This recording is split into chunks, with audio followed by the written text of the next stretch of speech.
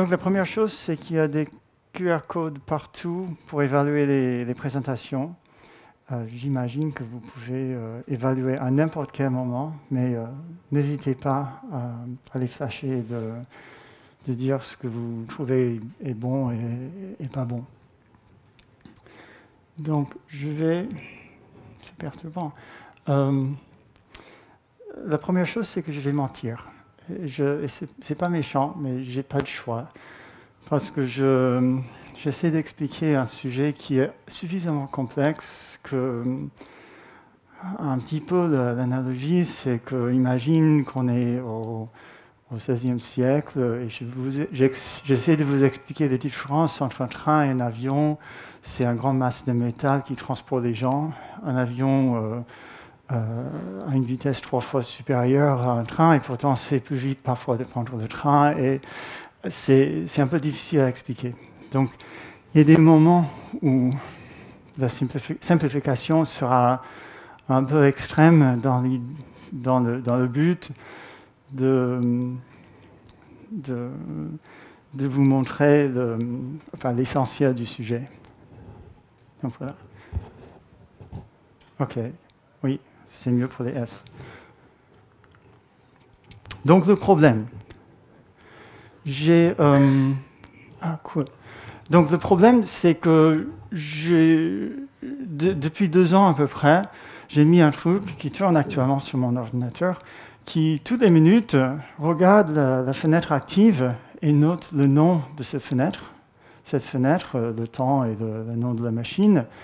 Et puis, 2 ans plus tard, j'ai 250, 300 000 lignes d'histoire de ce que j'ai fait. Et la question, c'est qu'est-ce que je peux découvrir de moi-même? Est-ce que je peux apprendre des choses?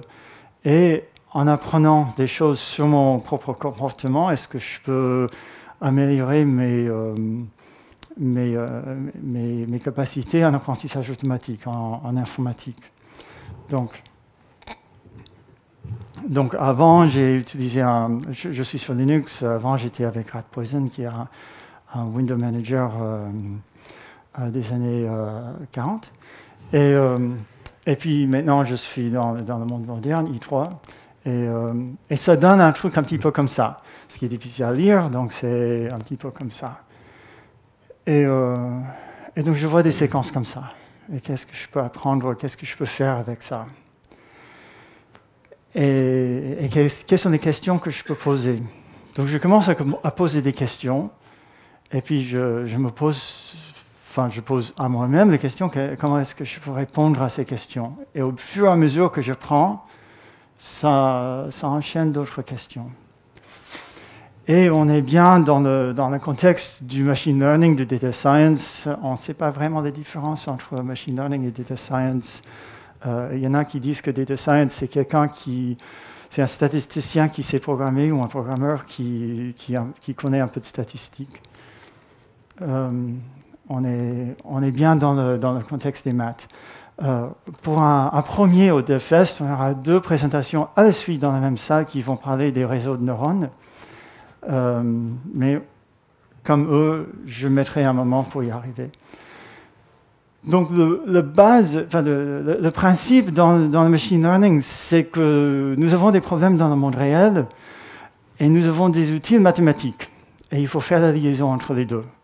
Un problème, ça c'est un problème dans le monde réel.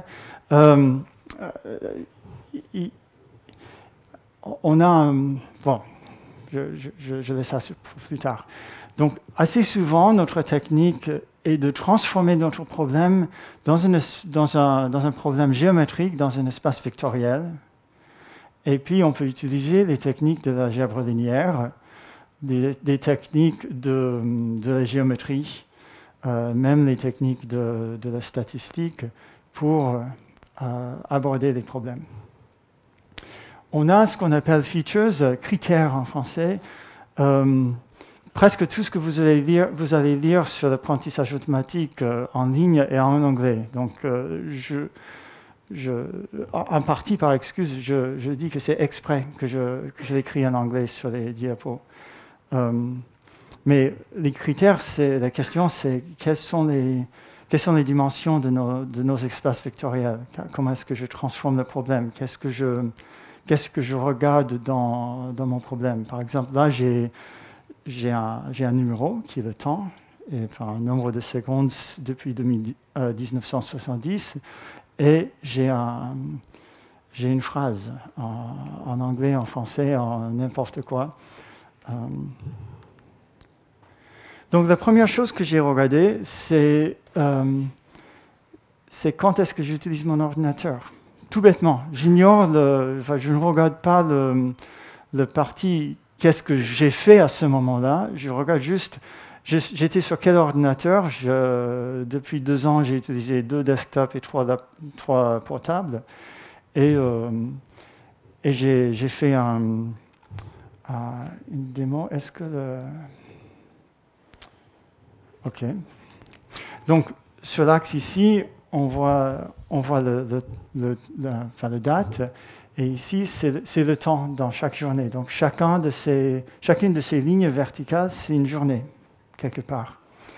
Et j'ai trouvé ça un peu difficile à comprendre parce qu'il y avait 5 machines. Donc, j'ai divisé juste en desktop et laptop.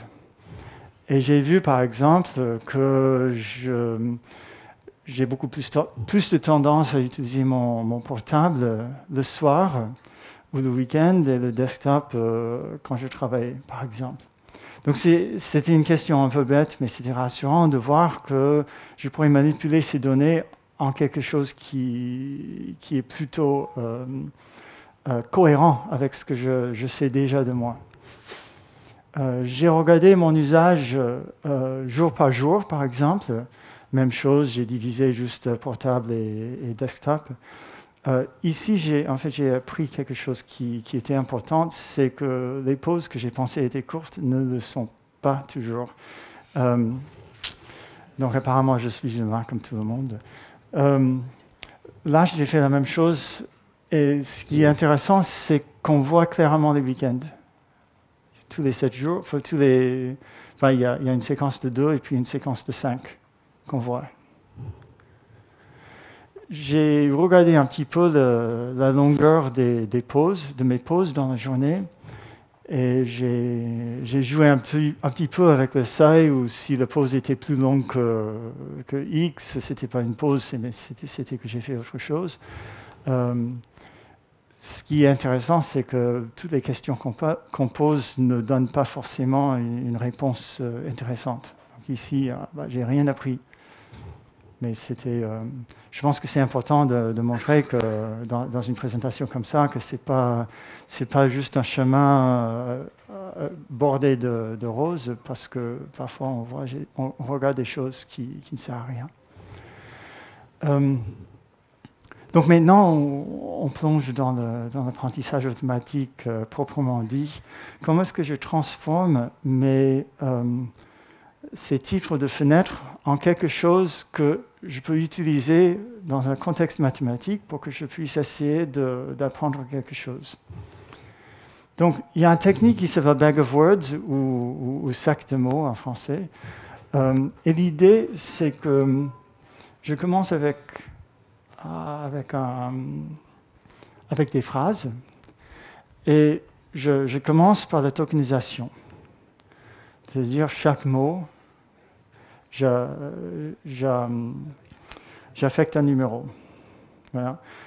Dans la vraie vie, il y a ce qu'on appelle des mots vides, des mots qu'on considère ne sont pas dignes de notre modèle. Par exemple, le. On n'aurait pas mis le dans la tokenisation, on aurait laissé tomber. Ici, je mets tous les mots juste pour que ce soit plus simple à regarder. Donc, j'ai ces 2 phrases, et puis je ne regarde plus le français, je garde juste les chiffres. Et du coup, j'ai 2 vecteurs qui représentent, parce que j'ai un mapping, que 6 c'est le, et 1 c'est chat, etc. Donc, j'ai 2 vecteurs et ça correspond exactement aux phrases avec lesquelles j'ai commencé. Et puis en fait, ça ne me convient pas non plus, ce n'est pas suffisamment abstrait. Donc, je vais mapper ça dans un espace vectoriel de plus haute dimension. Donc, j'avais 7 mots, enfin, des chiffres 1 à 7. Donc, je crée un espace vectoriel de dimension 7. Et chaque dimension correspond à un mot. Voilà. Et donc, cette première phrase, qui était le chat est orange, devient 6, 1, 7, 2. Et vous voyez que 6, 1, 7, 2 sont 1. Vous avez suivi? C'est bon? Okay. Il y a des techniques différentes. Si le mot chat apparaît 2 fois, est-ce que je mets un 2 ou juste un 1 pour indiquer la présence du mot? Et voilà, donc finalement, j'ai ça. Et ça se passe exactement parce que là, j'ai perdu complètement le sens d'ordre des mots. Mais je m'en fiche, parce que dans ce modèle, c'est juste quels sont les mots dans mon document. Et ici, chaque phrase, chaque ligne, c'était un document. Et ça correspond à ça. Sauf que ça correspond également à le chat orange et le. C'est également c'est la même chose. Donc, la question après, c'est comment est-ce que je peux... Enfin, j'ai 2 vecteurs dans cet espace vectoriel. Comment est-ce que je peux comparer 2 vecteurs pour avoir une idée de la distance entre les deux? Bon, je pourrais soustraire, mais en fait, ce modèle de soustraction n'est pas très intéressant. Ça ne marche pas aussi bien qu'on veut. Et en fait, l'angle entre les 2 vecteurs, on a découvert, est plus intéressant à regarder. Et si vous vous souvenez de votre lycée, pour savoir l'angle entre 2 vecteurs, c'est le produit scalaire qu'il faut regarder. Et c'est pour ça que cette mesure de similarité s'appelle la similarité cosinus. Et assez souvent, on s'organise pour que les vecteurs soient normalisés, et puis on n'est même pas obligé de diviser par les normes. Et donc, le niveau de similarité entre ces 2 vecteurs, c'est 1/4, par exemple. Juste parce qu'on est en passant, je remarque sur 2 autres techniques qui sont très similaires. Il y a la distance de Hamming, où je remarque juste s'il y a 2 choses qui sont les mêmes dans les 2 colonnes ou pas. Et il y a aussi l'indice Jacquard, qui est plus utilisé dans le contexte des ensembles, mais il y a des variations où on peut les utiliser avec des espaces vectoriels. Et puis, vous avez entendu parler du Google Ngram Corpus, le corpus Google a beaucoup de textes, et un n-gramme, c'est n mots à la suite dans une phrase. Donc, je pourrais considérer, par exemple, les bigrammes. Un bigramme, c'est 2 mots à la suite. Donc, quand je prends ça, c'est le chat et orange. Ce sont les 3 bigrammes dans la première. Et dans la deuxième, le chien court et court vite. Ce sont les 3 bigrammes. Donc, je finis avec ça. Donc, j'ai tous les mots, mais également tous les bigrammes. OK, on prend un exemple un peu plus intéressant. Qui reconnaît le texte? Personne? Quelqu'un veut deviner l'auteur du texte? Je serais très content de pouvoir écrire comme ça. Non, en fait, c'est Hugo. Donc, je le fais un petit peu plus simple. Et avec 3 lignes de Python, dont 2 font le boulot, et le 3e, c'est juste pour montrer le résultat, je me retrouve avec ces 2 vecteurs qui correspondent à ces 2 lignes. L'espace vectoriel a plus de dimensions parce que j'ai plus de mots. Pas plus de mots uniques dans le tout. Et si le poème s'appelle « Les pauvres gens », il y avait un film il y a quelques années qui s'appelait « Les neiges de Kilimandjaro », qui était en fait tout un film qui était inspiré par ce poème. Le film est bon, en fait, ça vaut le coup de le voir. Mais je peux regarder ça juste pour ce que je fais, c'est je regarde tous les vecteurs, et si la similarité cosinus est inférieure enfin la distance cosinus, c'est l'inverse, est inférieure à 0,43, alors j'imprime le résultat. Pourquoi 4,3 ? J'ai choisi un chiffre pour que le nombre de résultats soit petit, pour que je puisse vous les montrer. C'est tout. C'est arbitraire. Et en fait, il y en a 2 de plus, mais j'ai lu hier soir que j'étais en 16,9 et pas en 4,3, donc ça réduit un petit peu la place. Donc j'ai coupé sans changer de programme. Mais il y a deux qui sont commentés. Et je peux faire la même chose avec les bigrammes. Et par exemple, ça donne ces bigrammes-là. Et si on passe son temps à comparer, ce n'est pas le meilleur des exemples, mais on voit que le nombre la similarité est légèrement meilleure. Mais on voit vraiment l'effet de ces techniques sur des... Là, j'ai dit que chaque ligne, c'est un document, et je compare les documents. Si j'ai des documents comme les poèmes entiers, par exemple, on verrait des similarités un peu plus fortes. Et puis là, quand je créais mes vecteurs, c'était ou bien je comptais le nombre d'incidences d'un mot, ou bien je comptais la présence d'un mot, 0 ou 1. Mais je peux faire un peu mieux. Il y a une technique qui s'appelle TF-IDF, où je compte une idée de l'importance du mot. Donc au lieu de 0 ou 1, ou peut-être 2, je vais dire que c'est 0,2 ou 0,9. Et un mot qui apparaît dans beaucoup de documents, je vais dire que ça n'apporte pas beaucoup d'informations. Voilà, parce que si je vois le mot... si je vois le mot « le », par exemple, le mot « chien », dans énormément de documents, alors le fait que deux documents ont ce mot dedans ne me dit pas grand-chose. Tandis que si le mot « cheval » est dans 3 documents sur 1000, alors ces 3 documents avec le mot « cheval » ont plus de... Enfin, j'ai plus de raisons pour penser que peut-être il y a une similarité entre ces 3. Sauf que je vais faire la même chose avec tous les mots. Donc TF-IDF, c'est... Ah, je n'ai pas écrit ça. C'est Term Frequency, la fréquence des termes, les mots. Inverse Document Frequency, l'inverse de la fréquence des documents.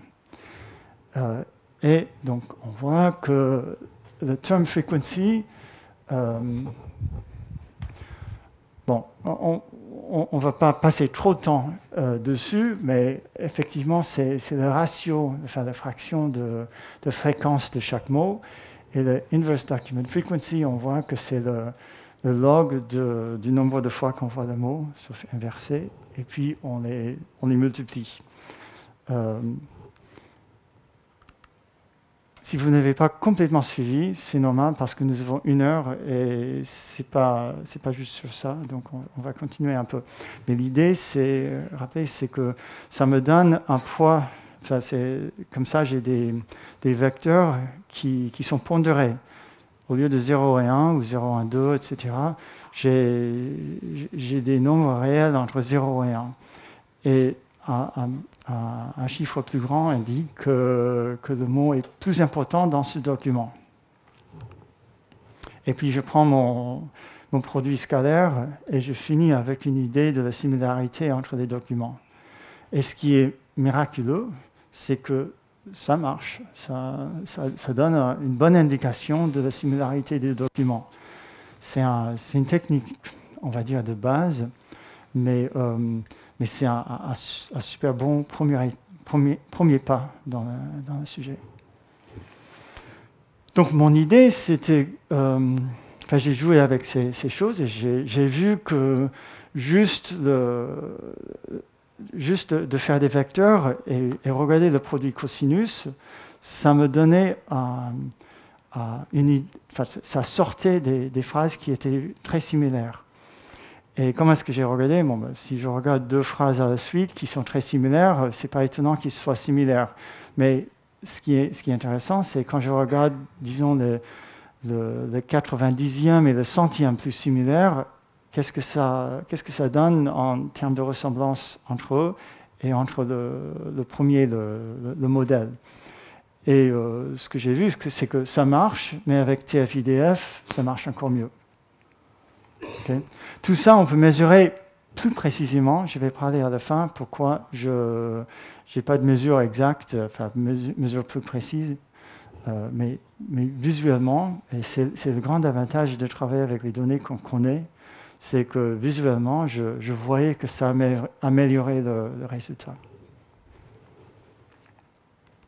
Donc, il y a donc la question maintenant, c'est est-ce que je peux grouper maintenant que je sais un peu dire que cette tâche-là et cette tâche-là, enfin ce que je faisais à ce moment-là et ce que je faisais à ce moment-là étaient similaires, est-ce que je peux... Enfin, ce que je voudrais bien faire, c'est que mon ordinateur dit « Ah Jeff, tu es en train de travailler sur JellyBooks. JellyBooks, c'est ma boîte.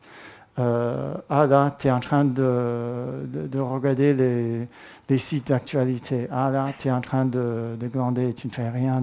Enfin, c'est une distraction, mais ça va. Là, tu es en train de t'occuper de ta vie. Tu regardes les horaires TAN ou le site de la ville pour quelque chose, ou n'importe, mais un site de voyage.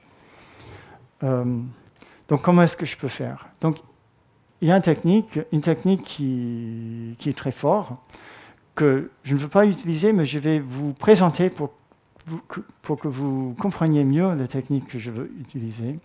Donc il y a cette technique qui est MINS, qui rarement est des cas moyennes.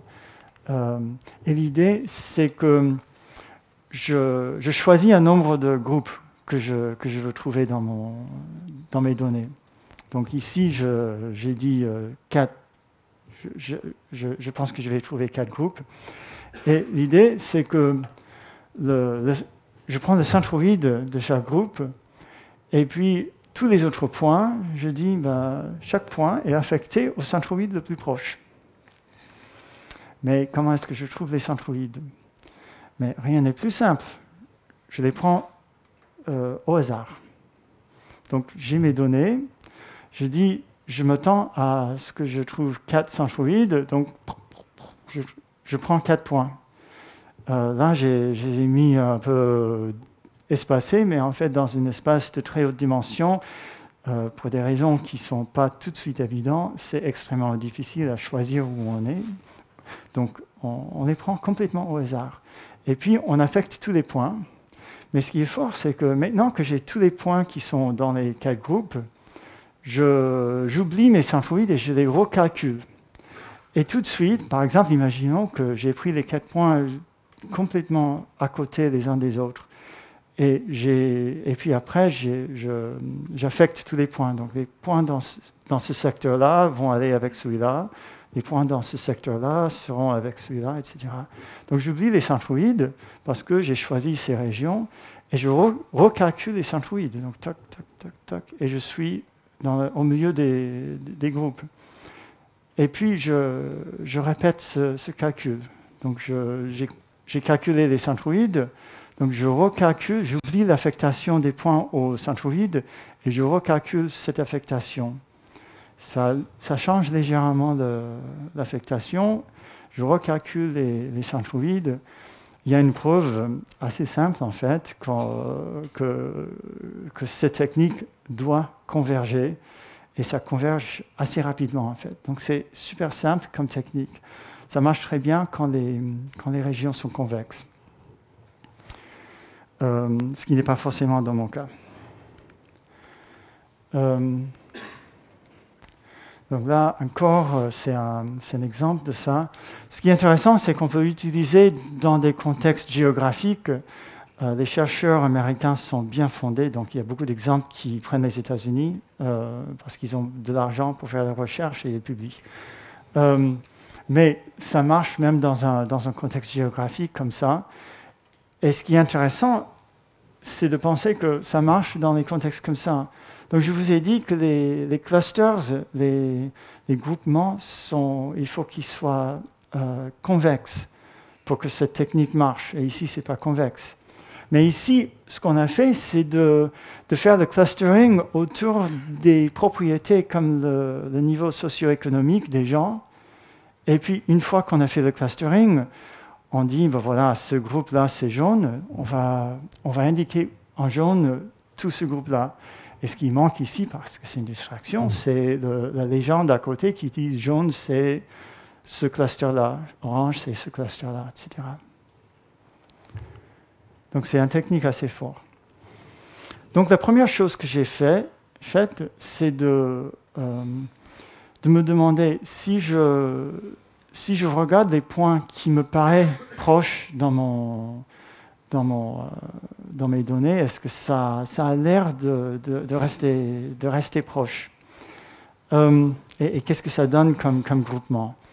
En fait, c'est pas essentiel que je le vois comme ça, mais c'est intéressant d'essayer de visualiser ces données. Donc, je vous ai dit, j'ai aux alentours de 300 000 lignes de texte. Donc, mon espace vectoriel a une dimension aux alentours de 60 000 dimensions. Voilà, donc c'est un espace pas de très haute dimension, mais ça dépasse largement les 3 dont nous sommes auxquels nous sommes habitués. Donc là, c'est une projection de 60 000 dimensions sur 2. Et donc la question, c'est comment est-ce que je peux faire ça pour que ça ait un sens? Donc il y a une technique qui s'appelle PCA, Principal Component Analysis, ou analyse des composants principaux. Et j'ai fait avec une technique qui est très proche à ça. Et l'idée, c'est tout simplement que je regarde la variation dans les données. Et si dans cette direction-là, par exemple, il y a énormément d'écarts, et dans cette direction-là, il y a beaucoup moins d'écarts, alors je dis que cette direction-là doit être plus importante. Donc je le choisis comme une de mes 2 dimensions de projection. Donc comment est-ce que je passe sur 60 000 dimensions efficacement pour trouver les 2 dimensions qui ne sont pas forcément alignées avec les axes que j'ai écrits au début? Enfin, il y a un peu de maths derrière. On regarde ce qu'on appelle la matrice de corrélation. Et en fait, et puis on prend des vecteurs propres et on arrive à une solution. Et là aussi, le but, c'est de vous donner un aperçu sur les techniques. Mais quand je fais ça, j'arrive à cette structure-là.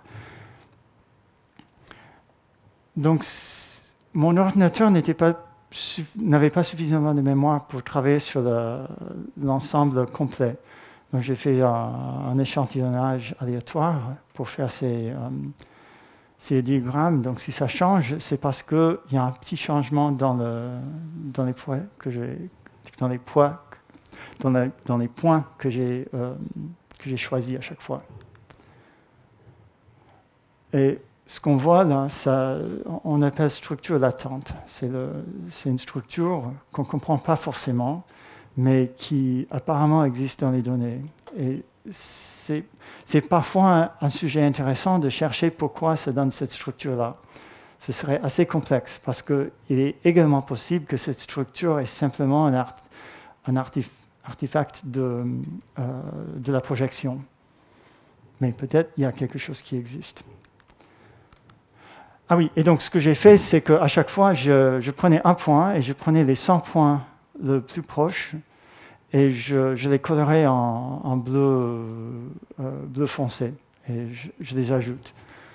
Donc c'était intéressant à savoir qu'en général, voilà le point noir qui est le point principal, les bleus, c'est les points les plus proches et là où ils tombent.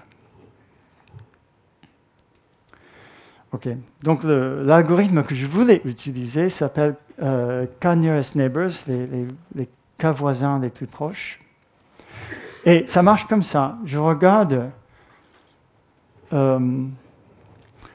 mes points et j'ai un classement déjà. C'est-à-dire je commence avec des points où je connais la classe. Donc par exemple, pour prendre l'exemple de la présentation précédente, j'ai des points qui représentent des lapins, des points qui représentent des voitures, des points qui représentent des camions, des points qui représentent des poissons. Voilà. Et donc je prends les points que je connais et je les mets dans mon espace vectoriel. Et à chaque fois, il y a certains types de précalculs que je peux faire pour que l'étape suivante soit faisable et efficace. Mais ce que je fais, c'est que je prends un point que je ne connais pas. Donc ici, c'est le point de cette couleur-là. Et je dis quels sont les 4 points les plus proches. Donc imaginons que je dis quels sont les 3 points les plus proches. Donc, ce serait dans le cas de 3 nearest neighbors. Et dans ce cas-là, je dirais, j'ai une probabilité de 2 tiers que ce soit bleu et une probabilité d'un tiers que ce soit cette couleur-là. Je suis daltonien, donc j'évite parfois les noms de couleurs. Si j'étais plutôt dans le cas de 5 nearest neighbors, je dirais que j'ai une probabilité de 60% que c'est bleu, 20% que c'est rouge, je pense, et 20% que c'est noir.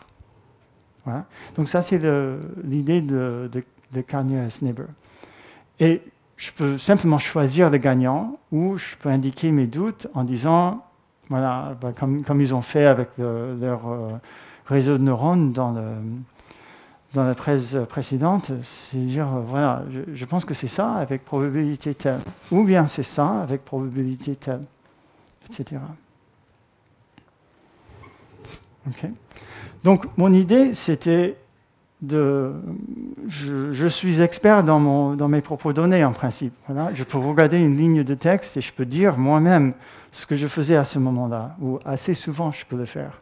Je pourrais inventer une classe qui dit, mais moi, je ne sais pas. Mais en général, je le sais. Donc, j'étiquette un certain nombre de points et puis, je peux passer par K-nearest neighbor et puis je pose des questions pour les autres points et je regarde ce que ça donne. Et en principe, ça doit me donner une affectation de ces lignes en tâches que je faisais au moment. Voilà. Et puis j'ai dit qu'il y avait quelques petits pépins. Donc un des pépins, c'est que j'ai découvert que j'avais pas commencé par étiqueter suffisamment de points. Et j'ai découvert que j'avais étiqueté quelques centaines de points. Et ça marche, mais pas aussi fiablement que j'aurais aimé. On pourrait imaginer que mon espace vectoriel n'est pas aussi grand que ça. Mais en fait, le problème, c'est que quand on ajoute des dimensions, on ajoute beaucoup plus de place, beaucoup plus d'espace qu'on le pense. Et une façon pour voir ça, c'est imagine la cube unitaire. Et dans une dimension, c'est une ligne qui a longueur 1. Dans 2 dimensions, c'est un carré qui a une surface de 1. Dans 3 dimensions, c'est une cube qui a un volume 1. Et même dans 1 million de dimensions, c'est une cube de volume 1. Maintenant, je considère le même cube, mais je vais réduire sa dimension par epsilon. Donc c'est 1 moins epsilon. Et ce qu'on voit tout de suite, c'est que plus que j'augmente la dimension, dans la limite, le volume de cette cube est 0. Dans la limite que j'augmente la dimension. Et si, au lieu de soustraire epsilon, j'avais ajouté epsilon, dans la limite, le volume de cette cube est infini. Donc les très grandes dimensions, enfin les espaces de très grandes dimensions se comportent différemment que notre intuition. Ce n'est pas un problème mathématique, mais ça veut dire que notre intuition est souvent fautive une fois qu'on passe dans les espaces des centaines de milliers de millions de dimensions. Donc si je n'ai pas suffisamment de points, c'est presque sûrement lié à ça. Et je dois, enfin, ça c'est mon boulot pour le futur, mais je dois étiqueter plus de points. Et c'est pour ça que je n'ai pas mesuré non plus le taux d'erreur de ces algorithmes, parce que je voyais que ça commençait à marcher, et en même temps je voyais que ce n'était pas suffisamment fiable, et c'était sûrement que j'avais étiqueté que quelques centaines de points. Donc. Mais pour moi, c'est super cool que ça marche du tout. Je suis content que assez souvent, ça me donne de bonnes réponses. Donc il y a une technique qui me semblait intéressante à essayer en plus. Et c'est une technique qu'on appelle SVM, des machines à support vectoriel. Et l'idée, c'est... Et là, donc, KNN, c'est un classifieur à K classes, enfin à N classes. C'est-à-dire, je commence avec, je dis les voisins, les K voisins les plus proches. Ça, c'est mon paramètre de complexité dans un sens ou de précision. Mais je peux commencer avec N classes. Ça ne me gêne pas que j'ai 2 classes, que j'ai 1000 classes. Ça marche de la même façon. SVM, c'est un classifieur de 2 classes. Donc, j'ai des bleus et des rouges. Et l'idée, c'est que je voudrais trouver un séparateur entre les bleus et les rouges. Donc, qu'est-ce que je fais? Bon, j'écris une ligne. Mais cette ligne... Chacun va dire, bah oui Jeff, tu as écrit une ligne qui est bien un séparateur de ces points, mais c'est un peu merdique ça. Parce que tu frottes le bleu là-haut, tu frottes le rouge là-bas, et oui, tu as répondu au critère, mais dans un sens, je ne suis pas content. Et l'idée de SVM, et justement, je continue à ajouter des points, parce que l'idée, c'est toujours, je commence avec des choses que je connais, avec l'idée que j'apprends quelque chose pour que ça marche sur les choses que je ne connais pas. Donc, j'ajoute des points, et justement, ça commence à chevaucher. Et donc, j'avais raison de ne pas être content.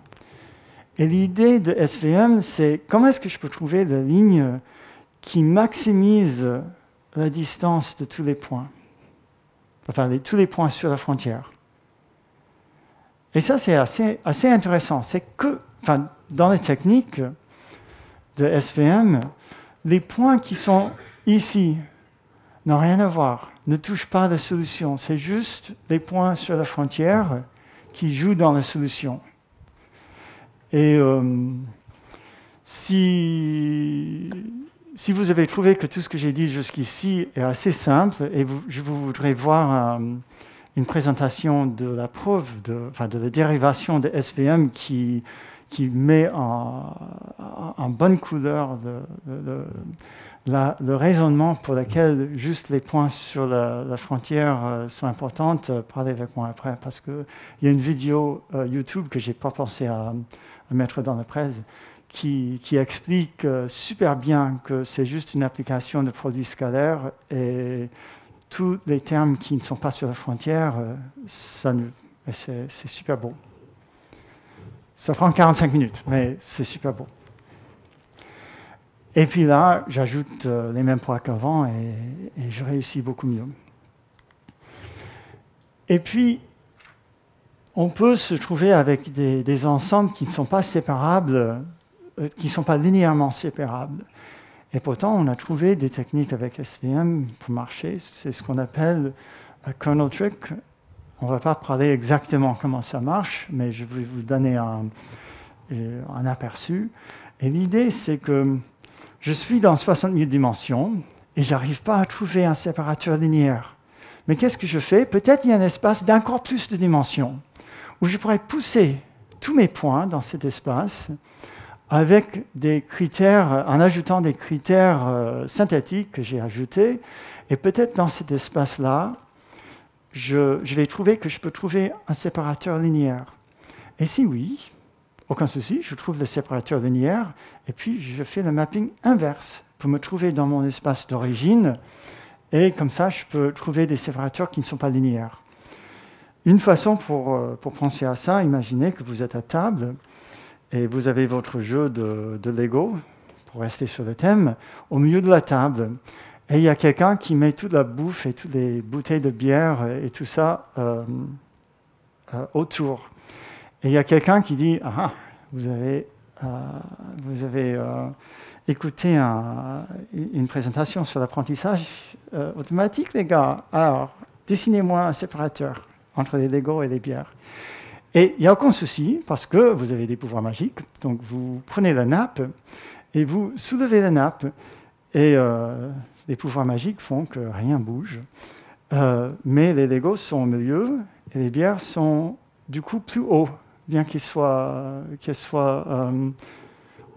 autour des Legos. Et puis comme ça, je peux passer un séparateur linéaire comme ça, parce que je suis dans 3 dimensions maintenant. Et les bières sont au-dessus, les Legos sont en bas. Et puis, je prends mon marqueur, je dessine l'intersection de ma plane et de la nappe. Et puis, je repose la nappe.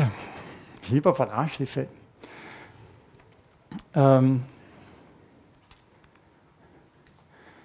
Donc, juste pour donner un exemple de ça, enfin, super simple, mais plus mathématique. Ça, c'est le cas classique de l'absence d'un séparateur linéaire. Voilà, parce que si je sépare les points rouges, forcément, je n'ai pas séparé les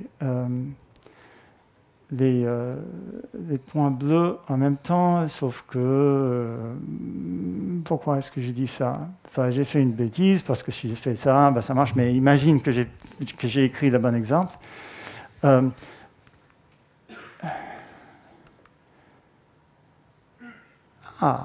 Et si j'étais un 4-3, vous pourriez voir ce que j'ai écrit ici. Donc, là, j'ai indiqué juste que cet exemple est vraiment tombé dans la vide, là. Donc, j'ai proposé que je passe de xy à x, virgule, y, virgule, x plus y plus x fois y. Et ce qu'on voit, c'est que j'ai mon point à 0, 0, mes 2 autres points qui soulèvent un peu, et le dernier point qui soulève beaucoup plus. Et puis j'ai un séparateur. Ah oui, c'est parce que je ne voulais... Ouais, non, l'exemple est bon, parce que je ne peux pas séparer pour que les 2 bleus soient d'un côté et les 2 rouges à l'autre côté. OK. Désolé pour ça.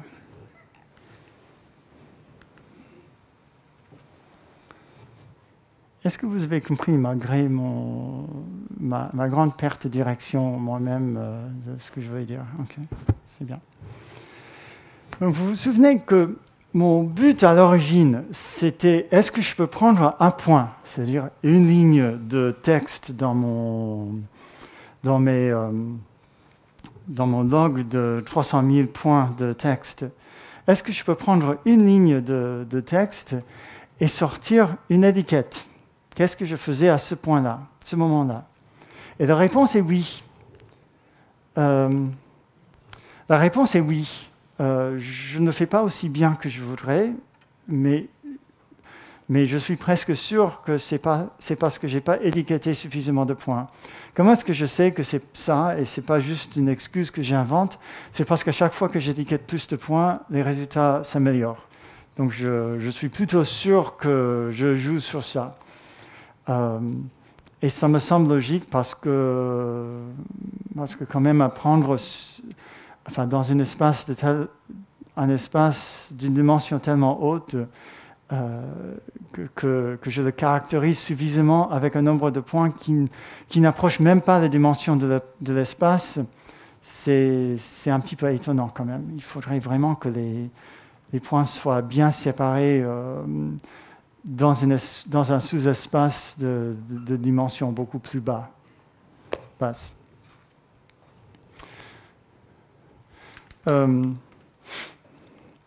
Et en disant ça, je me rends compte que peut-être même si vous me suivez, vous ne suivez pas mon intuition en disant, en parlant de la dimension de mon espace, de la dimension du sous-espace, du nombre de points, etc.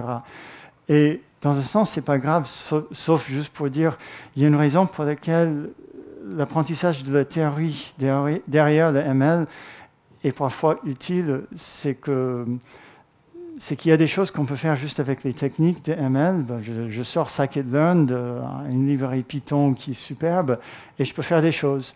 Mais je peux faire encore plus de choses si je comprends un peu plus ce que je fais. Parce qu'il y a des intuitions comme ça qui commencent à jouer. Comment est-ce qu'on commence à apprendre ça? Ben, on lit, c'est tout. Donc, mon deuxième cible, c'est non seulement est-ce que je peux aller d'une ligne de texte, enfin le nom d'une fenêtre, et trouver mon étiquette. Je vais finir très bientôt, n'est-ce pas? C'est à 16h? OK. Donc, comment est-ce que je peux aller d'une ligne de texte à une étiquette? Mais j'avais un cible derrière ça, c'est que comment est-ce que je peux prévoir ce que je vais faire bientôt? Okay? Et pour rendre ça dans un contexte mathématique, c'est comment est-ce que je peux aller d'une séquence d'étiquettes à une autre séquence d'étiquettes. C'est-à-dire, par exemple, les 100 minutes précédentes, le point actuel, et je voudrais savoir les 10 points, les 10 étiquettes qui vont suivre. Alors pourquoi est-ce que je voudrais faire ça? Parce que, par exemple, je serais très content de voir quelque chose sur mon ordinateur qui commencerait à flasher rouge si je me distrais. Je pourrais toujours dire, oui, j'ai besoin de me distraire. Mais ce serait super d'avoir une alarme qui me dit, c'est pas ça. Donc comment est-ce que je le fais? Donc ça, c'est la formulation mathématique. Et pour ça, il faut regarder les réseaux de neurones. Okay. Et donc, vous avez vu ça, peut-être, la présentation précédente, sauf que c'était accompagné de... Est-ce que Nicolas et Pierre sont toujours là? Donc ça, l'idée d'une neurone, enfin, les neurones sont des fonctions assez simples. Et je pense que j'ai un... Oui, très bien. Donc l'idée, c'est que Y, c'est la sortie, B, c'est ce qu'on appelle les biais, X sous I, c'est une des entrées, et WI, c'est le poids sur cette entrée. Et ça me donne une ligne. Donc les neurones sont tout simples, ce sont des fonctions tout simples, ce sont des lignes. Ce sont des lignes comme ça. Parfois, ce sont des fonctions qui sont 0 jusqu'à un certain seuil, et puis que ça commence à être une ligne. Et parfois, on prend des fonctions qu'on appelle sigmoïdes. Donc, vous connaissez tous la fonction étape. On dit fonction étape, fonction pas. La fonction qui fait juste ça, qui a 0, et puis à un certain moment, ça devient 1. Hein? Et la fonction sigmoïde, c'est la même chose, sauf que c'est connexe, c'est différenciable. Comme a dit Nicolas, l'idée des réseaux de neurones, c'est la phase d'apprentissage se fait avec le calcul de dérivés. Pour le calcul de dérivés, on veut des fonctions dérivables, différenciables, et donc c'est utile de voir des choses qui n'ont pas de petits coins. Donc, je vous donne un petit exemple d'un réseau de neurones qui est effectivement un perceptron, sauf que je ne l'ai pas dit sur le diapo. Et l'idée, c'est que mes entrées, j'ai une image, mes entrées sont des pixels dans l'image. Et je crée 10 sorties, 0, 1, et je les étiquette 0, 1, 2, 3 jusqu'à 9. Parce que mon but, c'est de reconnaître les chiffres de 0 à 9 qui sont écrits à la main. Et il y a une base de données qui s'appelle MNIST qui est l'exemple classique de ça. Et donc, je les connecte tous. J'ai un dessin dans une diapo ou deux. Et pour les poids, je les donne des poids aléatoires. Donc, si je les donne des poids aléatoires, ça veut dire que c'est à peu près ça que je vois, c'est-à-dire rien.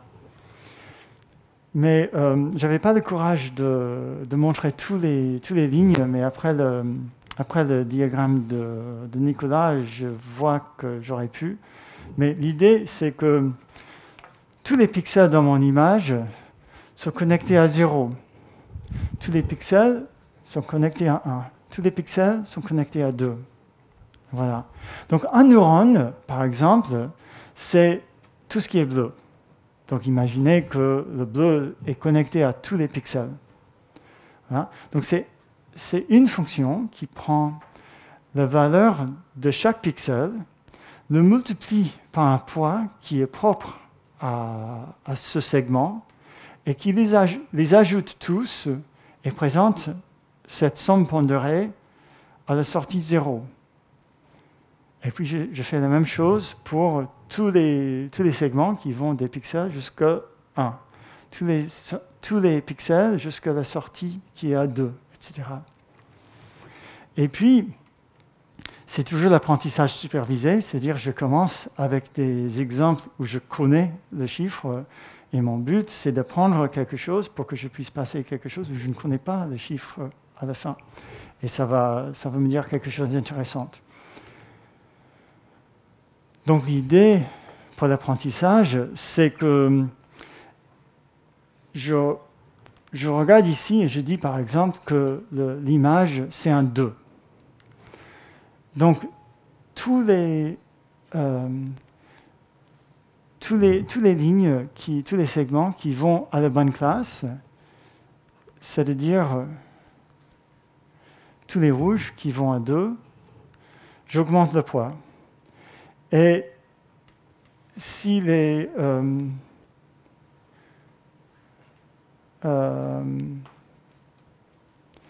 si j'ai prédit une classe qui n'est pas la bonne, alors tous les pixels qui sont allumés, qui envoient un signal vers la mauvaise classe, je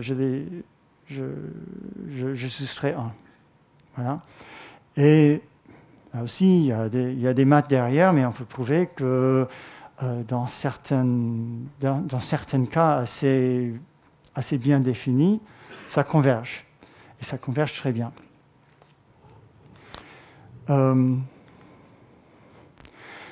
Donc, ce que j'ai essayé de faire, c'est d'utiliser la même chose, mais comme a montré Nicolas la dernière fois, j'avais 3 couches de ça. C'est ce qu'on appelle un multi-layer perceptron. Et c'est le même algorithme, effectivement, mais c'est à 3 couches. Et est-ce que ça marche? Oui. Est-ce que ça marche bien? On va en parler plus tard. Mais c'est prometteur. Et comme je l'ai dit, c'est une chose que j'améliore peu à peu. Et je suis content que ça... Enfin, en fin de compte, je pense que si je réussissais à vraiment avoir un petit truc qui flashait rouge à chaque fois que je commençais à regarder Facebook, je le désactiverais tout de suite, parce que ce serait embêtant. Mais le cible de le créer me fascine. Et donc je suis content que ça progresse vers le bon but. Voilà. Donc il y a un peu plus. J'ai pensé, mais si je pourrais apprendre ce que je fais à partir du titre de la fenêtre, peut-être je pourrais faire quelque chose avec la fenêtre elle-même. Et au début, j'ai pensé, mais ça prendrait trop de temps, je ne veux pas que mon ordinateur fasse une pause toutes les minutes pour prendre un screenshot de ce que je fais. Et puis un jour, j'ai essayé et j'ai remarqué que non, en fait, je suis dans le passé, il est capable de faire ça sans que je m'en rende compte. Donc maintenant, 1 minute, sans que je même sur mon portable avec son écran rétine à 4 milliards de pixels ou machin, je ne remarque même pas quand c'est en train de prendre son screenshot, et puis ça réduit à une taille de 100 x 100 pixels. Parce qu'on fait les calculs très vite, qu'en termes de disque dur, ce que ça prendrait si je gardais l'écran toutes les minutes, non. Donc, ce qui est impressionnant, ça c'est 100 x 100 pixels, sauf que ce n'est pas tous les 100 dans une direction. C'est quelle application? C'est Gmail. Qu'est-ce que je fais? Ouais, c'est un terminal. Oui, c'est Google Docs. Mais oui, c'est ça. Et celui-là? Oui, c'est Emacs. Donc c'est assez impressionnant que même nous, les humains, on arrive à identifier ce que je fais juste avec 100 x 100 pixels. La chose la réalisation qui était un peu surprenante, c'est que du coup, ce sont les données les plus sensibles sur mon ordinateur qui ne sont pas cryptées, ces images de fenêtres. Parce que j'arrive pas à lire ce qui est là, mais je suis sûr, d'après ce que j'ai lu sur les recherches de réseaux de neurones, que si j'entraînais un réseau de neurones état de l'art sur ça, je pourrais arriver à récupérer le texte avec une très bonne fidélité. Ce qui me fait peur un petit peu. Mais en fait, j'ai pas trop de peur dans le sens où il faudrait vraiment une attaque d'une entité assez privilégiée et puissante comme un État. Et si un État qui t'attaque, vous avez d'autres problèmes. Donc c'est pas dans mes scénarios de défense, mais c'était intéressant dans le contexte de ça de me rendre compte que même à 100 x 100 pixels, que j'ai fait également pour le côté privé que pour le côté de stockage sur mon disque dur, que ça devient quelque chose de sensible. Par contre, le risque que quelqu'un passe devant mon ordinateur quand je ne suis pas là et regarde ces images, je n'ai pas beaucoup de crainte. OK, donc ça c'est le fin. J'ai pas beaucoup plus à dire sur les images. J'ai juste commencé avec ça il y a quelques semaines, mais je voulais vous raconter que je commence à regarder ça, et ça, c'est fascinant que même à cet état-là, c'est intéressant. Il y a quelques ressources sur l'apprentissage automatique, si vous voulez. Il y a un meet-up tous les premiers lundis du mois, sauf dérogation. Il y a un meet-up sur l'apprentissage automatique. Venez, même si vous ne comprenez pas tout, parce que même les très forts ne comprennent pas tout. Donc même si vous n'êtes pas très fort, ça marche. Avec un collègue, on fait une suite de formations professionnelles qu'on appelle ML Week. Si vous voulez que votre boîte vous finance les formations de ML, c'est possible. Et voilà. Et n'oubliez pas les codes QR sur les murs pour donner vos retours, parce que Delphest s'y intéresse, mais moi aussi. Voilà, merci. Des questions ?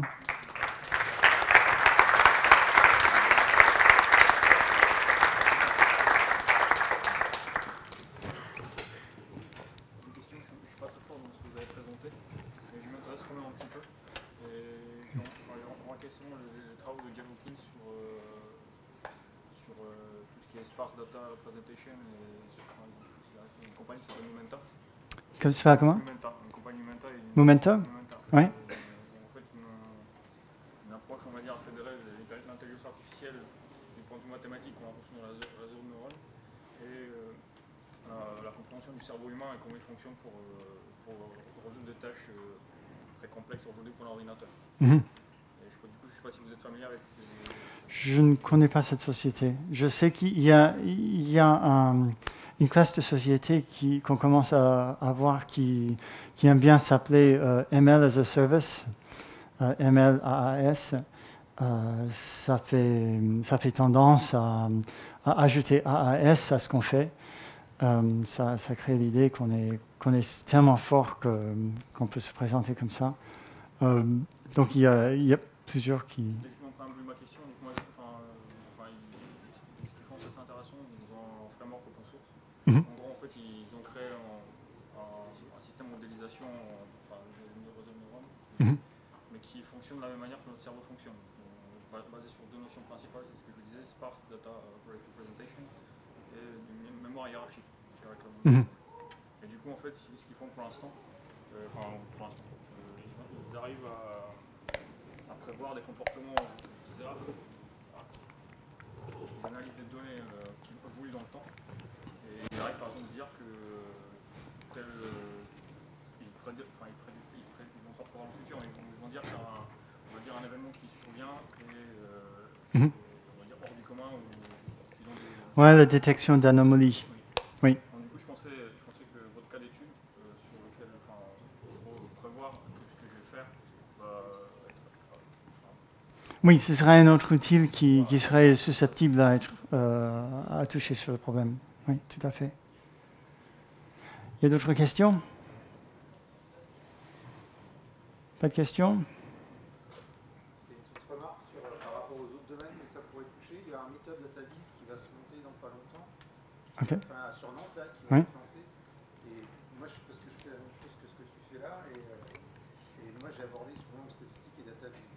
Et je pense qu'il y a des choses vraiment intéressantes d'apporter les deux problématiques ensemble, parce qu'en termes de représentation et d'interaction avec les données, pour explorer les données, pour avoir les intuitions qui vont ensuite permettre de savoir quels algos de machine learning on fait tourner, pour savoir quel truc on extrait, il y a vraiment des passerelles à tisser. Oui, je suis d'accord avec toi. C'est toujours bon de trouver des résultats intéressants, mais si on ne peut pas les communiquer, ça ne sert à rien. Et le parti DataVis de visualisation des données est très important pour les communiquer. Et je suis...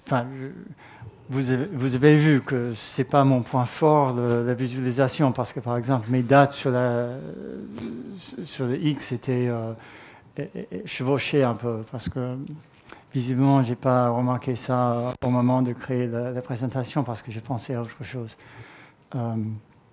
Donc oui, tout à fait. Et il y a un meet-up sur ça.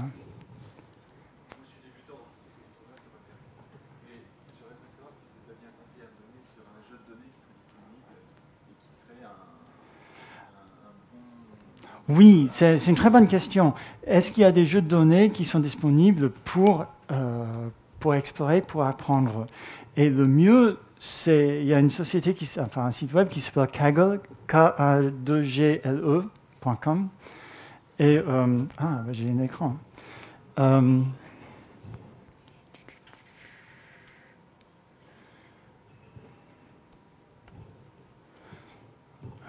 Oui, j'ai pas besoin de ça.